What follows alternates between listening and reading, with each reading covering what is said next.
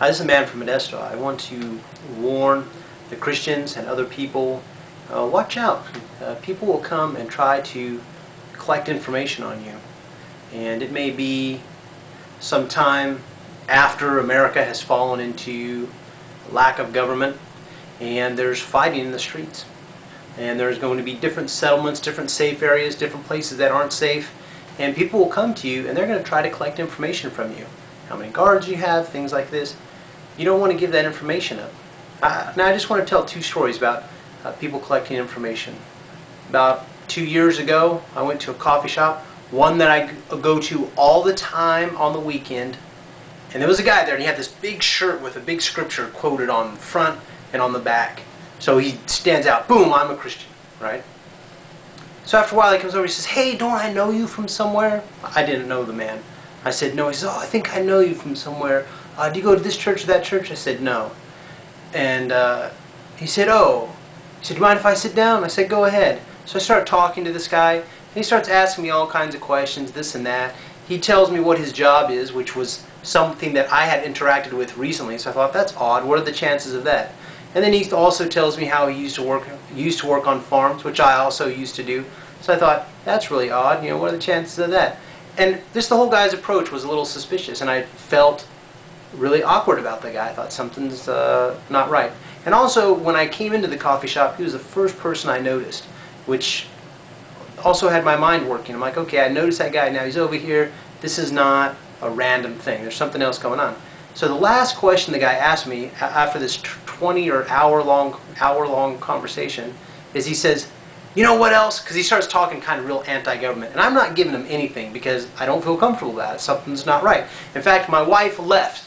And when she came back, she said, something wasn't right with that guy. That's why I didn't stay. So his last question is, hey, do you pay your taxes? I don't pay my taxes. This evil, corrupt government, I don't give them any money. I said, of course I pay my taxes. I said, no matter how much taxes they take from each person, God sees everyone's needs and provides to them. It hasn't changed from the beginning till now. I said, it doesn't matter how much money I have to pay taxes, I just pay it, which I do. I said, and further, the government can't, by taking money from everyone else, build themselves up enough to withstand God's blow when it comes. I said, just pay your taxes. So that's one story. Here's the next story.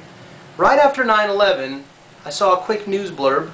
They were interviewing the engineer who designed the Twin Towers.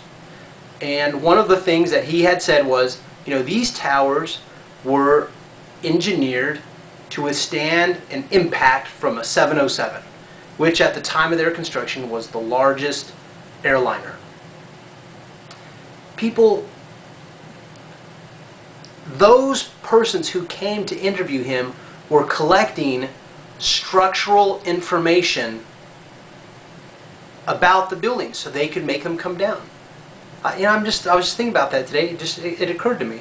Well, it's occurred to me before, but I just thought to make this video. That engineer was not really interviewed for a television documentary, which never aired, by the way. He was interviewed by some people who were collecting information from him. They found out the weak points of the building, how it was designed, what are the connections, how the loads are supposed to transfer so they know what they need to take out. That's why he was interviewed. So watch out. You know, these people are surreptitious. They'll come as an interviewer, fellow Christian. They're going to come as different things. So watch out who you give information to. Be careful whose questions you answer. Jesus always paused, and I'm pretty sure he was leaning into the Spirit. Lord, what's the answer here? What's the answer here? You know, you have to check in. Like, what should I say here? This is the man from Modesto. Remind you, as always, to pray or be defeated.